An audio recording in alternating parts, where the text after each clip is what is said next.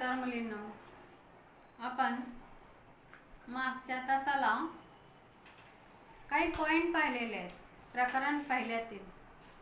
मग यामध्ये हा 8वा पॉइंट चाललेला आहे, तो म्हणजे गरजांचे वर्गीकरण पाहत होतो आपण. म्हणजे गरजाचे वेगवेगळे प्रकार पण पाहिलेले आहेत, लिंगभेदानुसार, वयोमानानुसार हे पाहिलेलं आहे.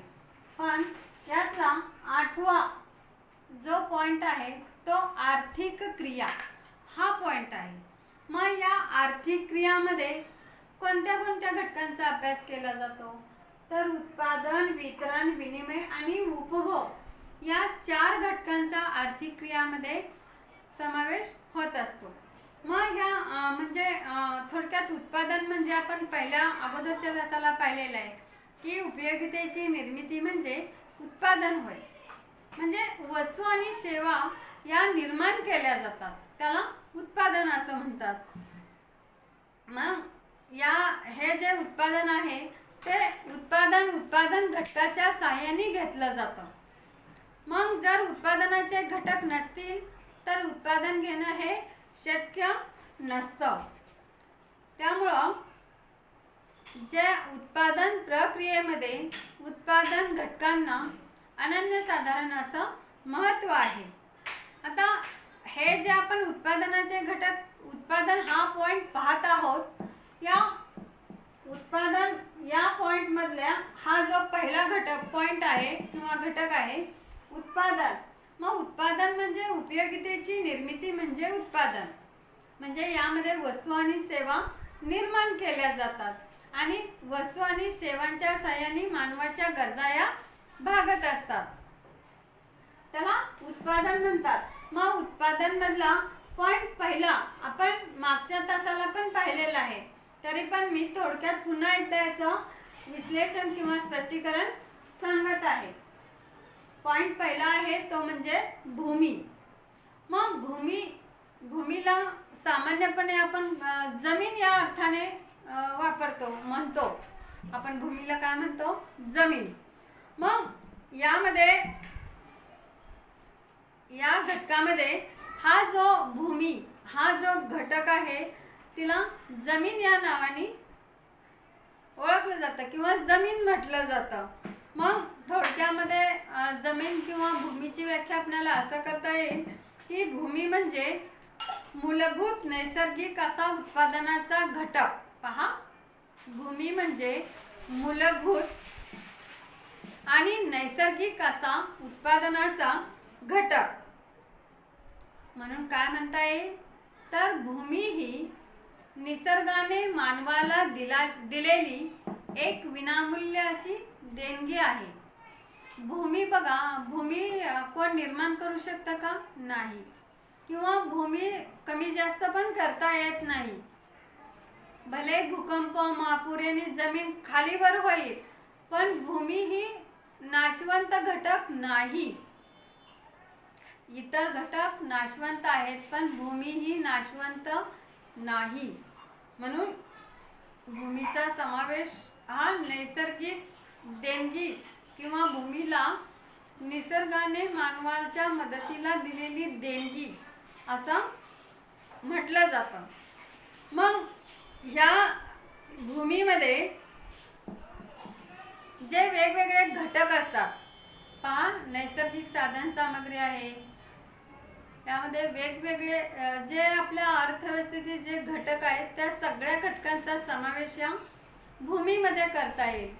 थोडक्यामध्ये मार्शल यांनी सांगितलेलं आहे की निसर्गाने मानवाच्या मदतीला दिलेल्या विनामूल्य देणग्या म्हणजे प्रकाशातील, हवेतील, उष्णतेतील, पाण्यातील शक्ती साधनांचा समावेश हा भूमीमध्ये केला जातो. म्हणजे हे जे सगळे घटक आहेत त्या सगळ्या घटकांचा समावेश हा भूमीमध्ये केला जातो. मग थोडक्यामध्ये जमिनीच्या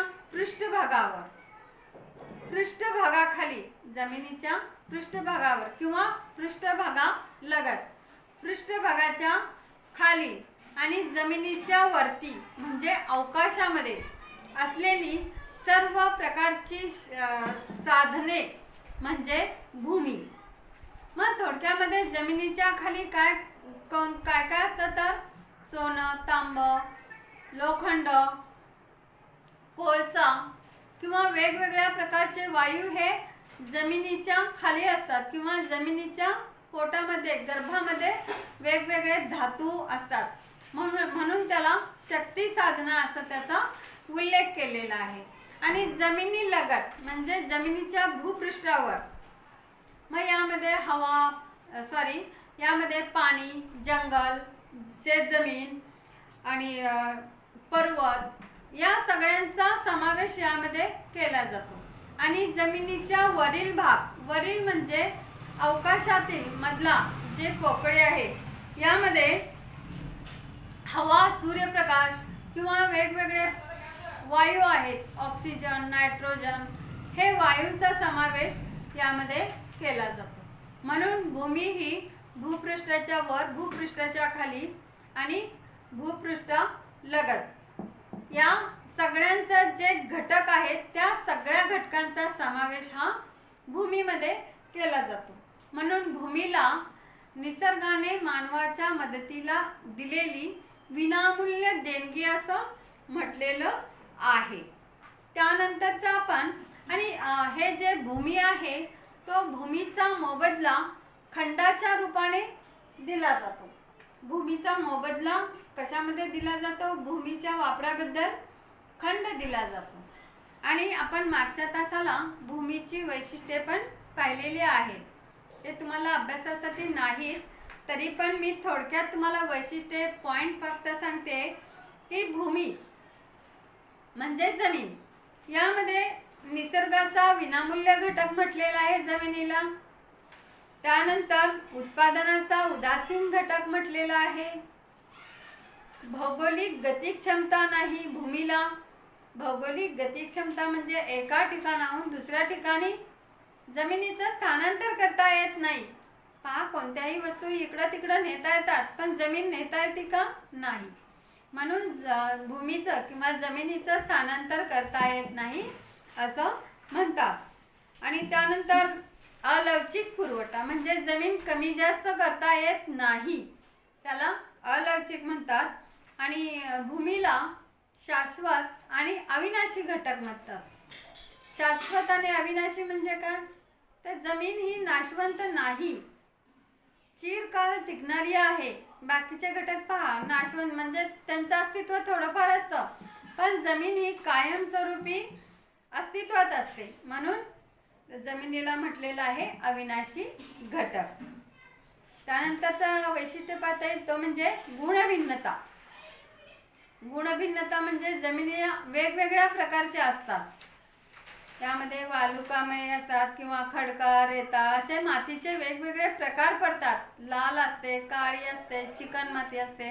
म्हणजे वेगवेगळ्या मातीच्या गुणधर्मानुसार त्या जमिनीच्या ह्याला नावं दिली जातात प्रकाराला, आणि त्यामुळं गुणभिन्नता म्हणतात.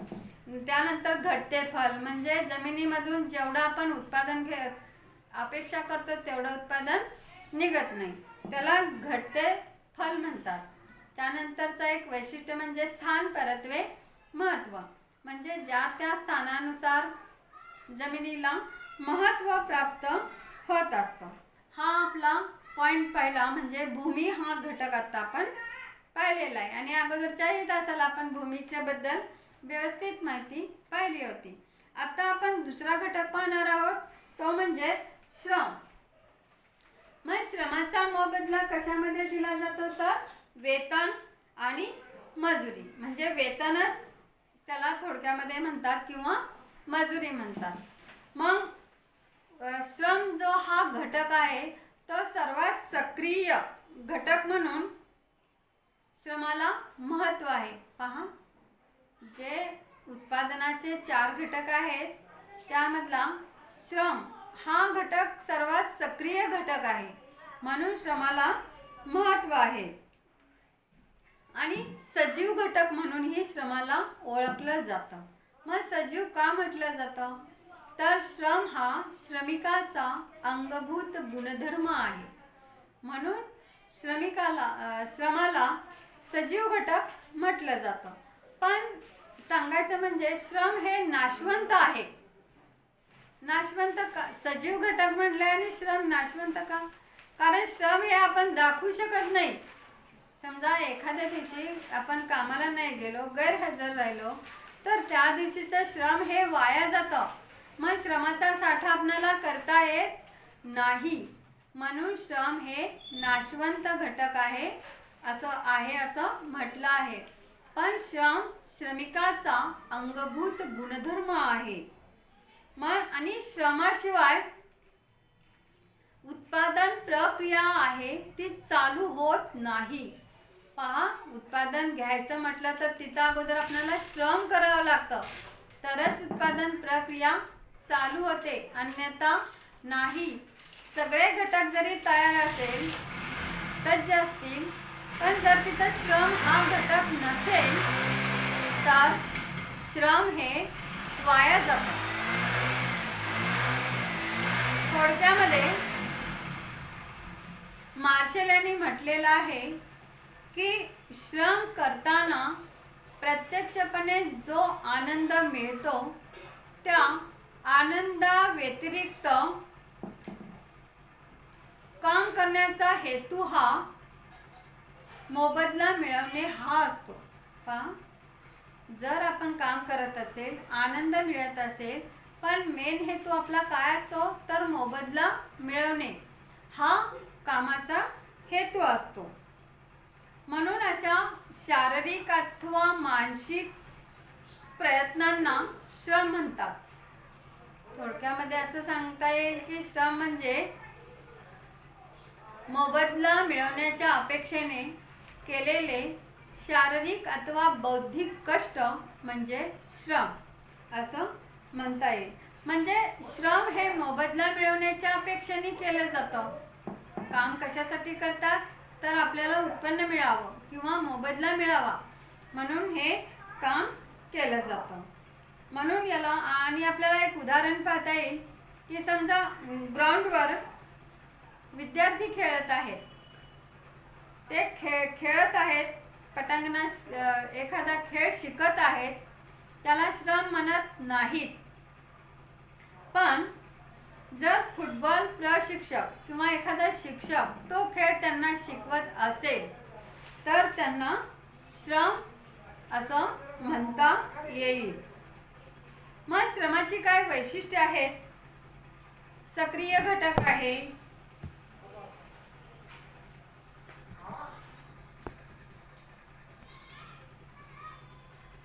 श्रमाची काय वैशिष्ट्ये आहेत? सक्रिय घटक, अंगभूत घटक, श्रम स्वतःला विकतो. श्रमिक हा श्रम विकतो, स्वतःला विकत नाही. श्रम नाशवंत आहे, श्रमिकाची सौदाशक्ती कमी असते. असे काही आपणाला श्रमाची वैशिष्ट्ये पाहता येते. त्यानंतर पुढचा घटक आपण पाहणार आहोत तो म्हणजे भांडवल. पहा, श्रमानंतर पुढचा घटक आहे भांडवल. भांडवलाचा मोबदला कशामध्ये दिला जातो तर भांडवलाला व्याज या स्वरूपामध्ये त्याचा मोबदला दिला जातो. मग भांडवल हा जो घटक आहे तो उत्पादनाचा तिसरा घटक आहे. सामान्यपणे आपणाला असं म्हणता येईल की पैसा म्हणजे भांडवल किंवा व्यवसायामध्ये गुंतवलेला पैसा म्हणजे भांडवल. पहा, पैशाच्या सहाय्याने आपण काय करतो, भांडवली वस्तू खरेदी करतो आणि व्यवसायामध्ये गुंतवत असतो आणि त्याच्यावरच उत्पादन घेत असतो किंवा उत्पादन प्रक्रिया करत असतो. म्हणून म्हणता येईल की व्यवसायामध्ये गुंतवलेला पैसा म्हणजे भांडवल. मग हे जे पैसा आहे त्याचं रूपांतर त्या वस्तुरूप भांडवलात झाल्याशिवाय उत्पादन शक्य नसतं. म्हणजे पैशाचं रूपांतर हे वस्तुरूप भांडवलामध्ये झाल्याशिवाय उत्पादन प्रक्रिया शक्य होत नाही. कारण पैशाच्या साहाय्याने यंत्राचे सुटे भाग, कच्चा माल हे खरेदी करावं लागतं आणि नंतर ती प्रक्रिया उत्पादनाची चालू करावी लागते. म्हणून एक शास्त्रज्ञ आहेत बॉम्बावेक, ते म्हणतात उत्पादनाची साधने म्हणजे भांडवल किंवा मानव निर्मित उत्पादनाची साधने म्हणजे भांडवल. कारण ह्या ज्या भांडवली वस्तू आहेत त्या मानवाने तयार केलेल्या असतात आणि त्याच्यावर मानवाने तयार केलेल्या उत्पादनाच्या वस्तू आहेत त्याच्यावरच उत्पादन घेतलं जातं. म्हणून मानव निर्मित उत्पादनाची साधने असं भांडवलाला म्हटलं जातं. मग यामध्ये भांडवलाची पण काय वैशिष्ट्ये आहेत? मानव निर्मित घटक, उत्पादनाचा गतिशील घटक, उदासीन घटक, लवचिक पुरवठा, संपत्तीचा एक भाग, टिकाऊपणा, उत्पादक घटक, हे काय वैशिष्ट्ये आहेत भांडवलाची. थोडक्यामध्ये काय सांगता येईल तर भांडवल म्हणजे मानव निर्मित उत्पादनाचा घटक आणि उत्पादित उत्पादनाची साधने म्हणजे भांडवल. पैशाच्या साहाय्याने या भांडवली वस्तू खरेदी केल्या जातात आणि त्याच्यावर उत्पादन घेतलं जातं. आणि भांडवलाचा मोबदला व्याजाच्या रूपामध्ये दिला जातो. त्यानंतर पुढचा घटक आहे संयोजक. संयोजक हा जो घटक आहे तो या 3 घटकापेक्षा हा जो संयोजक हा घटक आहे तो सजीव घटक आहे. कारण संयोजक हा उत्पादनाचे निर्णय घेतो किंवा या 3 घटकांना एकत्रित आणतो आणि उत्पादन करत असतो. म्हणून संयोजकाची भूमिका ही महत्त्वाची भूमिका आहे. संयोजक नसेल तर उत्पादनाचे घटक निष्क्रिय राहतात. म्हणून भूमी, श्रम, भांडवल आणि संयोजक या घटकांना एकत्रित आणून उत्पादनाचे कार्य तो चालू करतो. बऱ्याच वेळा असं म्हणता येईल की संयोजकाकडे स्वतःची जमीन नसते, श्रमिकाप्रमाणे तो कामही करत नाही आणि भांडवल पण त्याच्याकडे नसतं. तरी पण तो काय करतो, ह्या उर्वरित घटकांना एकत्रित करून उत्पादनाचे निर्णय घेतो.